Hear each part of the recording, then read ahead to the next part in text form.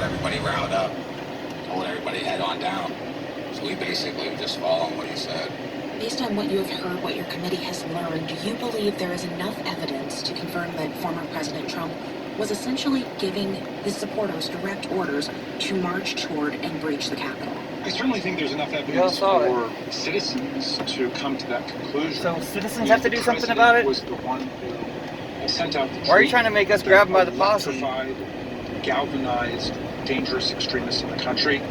If you're asking me the legal question, do prosecutors have sufficient evidence to bring a case? Do they think they can sustain a proof beyond a reasonable doubt? And that's a judgment for the Department of Justice. And I know everybody wants us to answer that question, but I really don't want to step on their toes. Unfortunately, Merrick Garland told the family of Ahmaud Arbery not to sue for civil rights because it was against precedent, because there's no precedent for it. Well, they set the precedent for it. It got $500 million, I forget.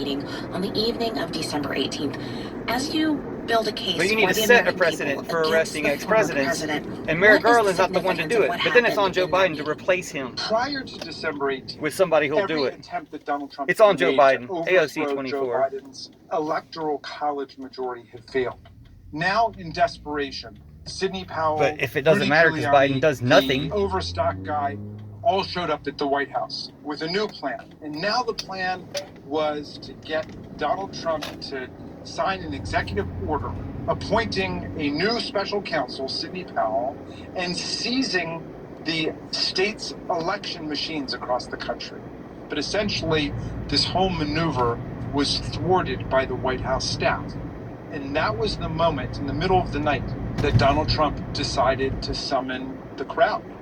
At least they're also against. About that because we also heard they're also yesterday against from each other. An employee of they're Twitter also against humanity that they're even against each other. Which is why they wanted to hang Trump's use of that platform to rally his base, to call them to Washington in the days leading up to the insurrection at the Capitol.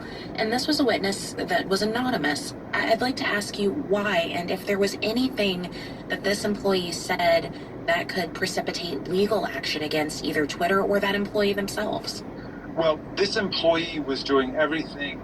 Twitter definitely helped organize it, but Facebook's the worst. Try to blow the whistle. Arrest Mark Zuckerberg and nationalize Facebook. Of pro-violent tweets, and the employee was terrified about what they saw coming, and yet the Twitter employee testified that they were ignored and that there was no effort to try to either rein in these tweets or to alert various police authorities because they're in on it with Trump, and so are too many of the authorities. We need to stop